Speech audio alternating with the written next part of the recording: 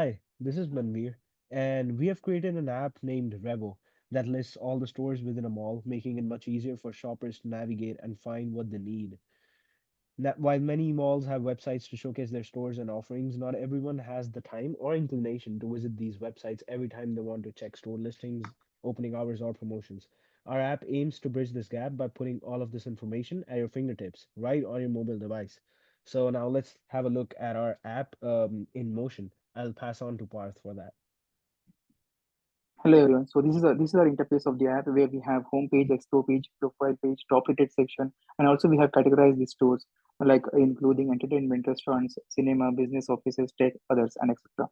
So for the buyers, it will be easier to navigate the stores. Like if I click on clothing, so it will give all the shops for the under the clothing sections, and if I click on cinema, so it will give us and the cinema hall which we have in the particular mall. So if I take the example, if I click on clothing and we go to Livia store, so here we can see the store contact information. Like here we have the Elon Musk, and we can contact them if they have any questions or we have to return any store purchase and all. We also have the location over here and the small map which will help buyers to navigate, and it will basically reduce their time. And we also have the review section in which people can see the reviews of the stores if the store is good or not. I mean, depending on that. And if you see at the bottom, we also have the available timing. Like these stores will be open from Sunday to Saturday from 9 a.m. to 10 p.m. So basically, this was our app, and we also have the profile page from where if we can log out. We have a payment section, profile section, notification section, and as I'm logging out here, so here, this was our page, like Revo, as Mandir mentioned that our app name is Revo, and if the user wants to continue, then again he or she has to click on the Google authentication and continue it. Now I would like to pass on Atharva Date to share the code behind this. Yeah, thanks, Parth, for it. Uh, so let me share my screen to understand so that we could understand the code. Okay. So basically, to understand the code, first we have to know the tech stack, which is quite important. And for front end, we use React Native. For styling, have used Tailwind CSS. For backend, we have used Apprite database. And basically, for Google authentication, we have used Google Cloud. Also, yep. So let's start with the review of the code. And in terms of the front end, as Path mentioned, that we have three tabs: Explore, Index, and Profile. So it has its respective codes in the section in the root and the tab section of the app folder in the main project folder. So moving on, also we have one more page called properties, which also lists out the details where we could see the store manager details, location details, and so on.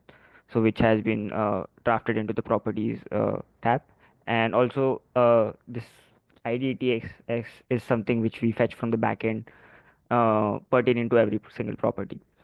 Moving on, in the assets folder, we do have all the images, the icons, and the font sizes, uh, especially from the Tailwind CSS. And also the component section is something which where we have the cards and the comments from the reviewers, filters, the search bars, and obviously a case where we could handle the no results part as well, where we do not find any stores in the mall. Um, Moving on, there is a library folder which also works as a middleware for Google authentication and the backend. So as we could see, the global provider is something which works as a authentication part for the Google login and logout features, and the Apprite TS and use Apprite TS are the files where we could handle the backend as well. Um, yep. So moving on to Manveer, he would be able to demonstrate us the backend side of things. So this is our database that we have created in AppWrite. The name of our database is development, which has different collections called properties, reviews, and agents. These are all the stores. Reviews are the reviews of each store. Agents are the store managers and their contact information.